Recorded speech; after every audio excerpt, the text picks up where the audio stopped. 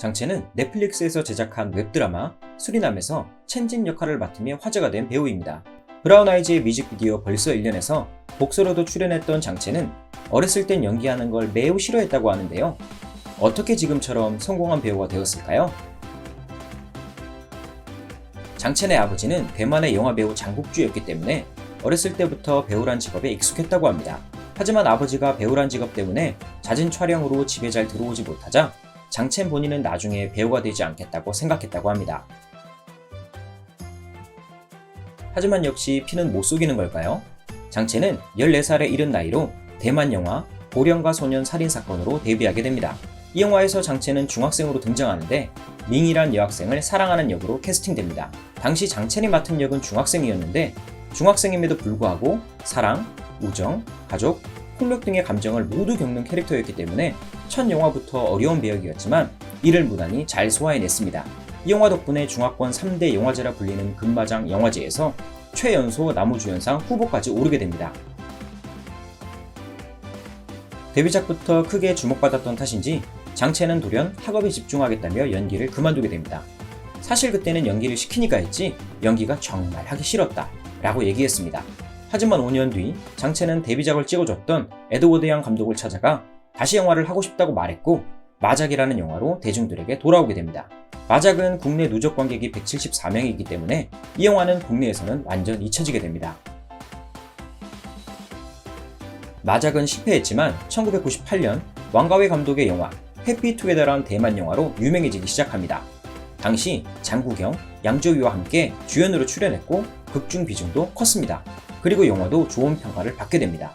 그로부터 2년 후 와호장룡이란 영화에서 마적단 두목으로 출연하며 주목받았으며 작품 또한 엄청나게 히트하면서 본격적으로 유명해지기 시작합니다. 참고로 와우정룡은 골든글로브 시상식, 영국 아카데미 시상식에서 모두 감독상을 수상하며 상당한 호평을 받았습니다.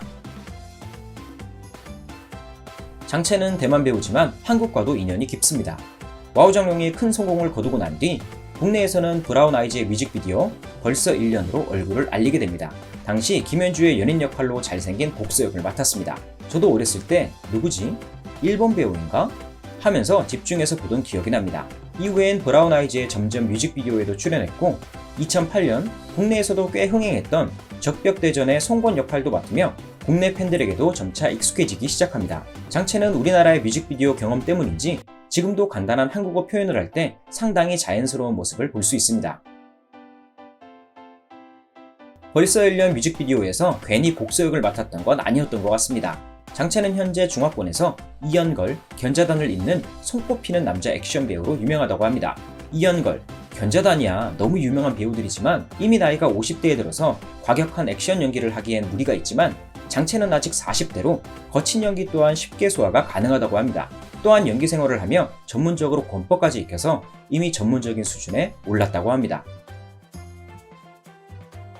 장첸이 전문적으로 권법을 익힌 계기는 2013년 개봉한 1대 종사란 영화를 촬영하면서부터입니다.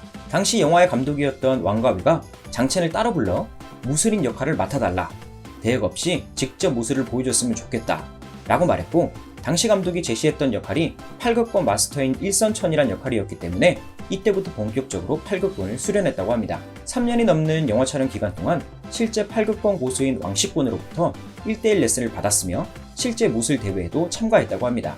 영화 촬영이 마무리될 무렵인 2012년 길림성 무술협회가 주관하는 신창배 팔극권 대회에 나가 청년부 우승을 차지하기도 했습니다. 장첸의 팔극권 이야기는 신비한 TV 서프라이즈에서도 다뤄졌습니다.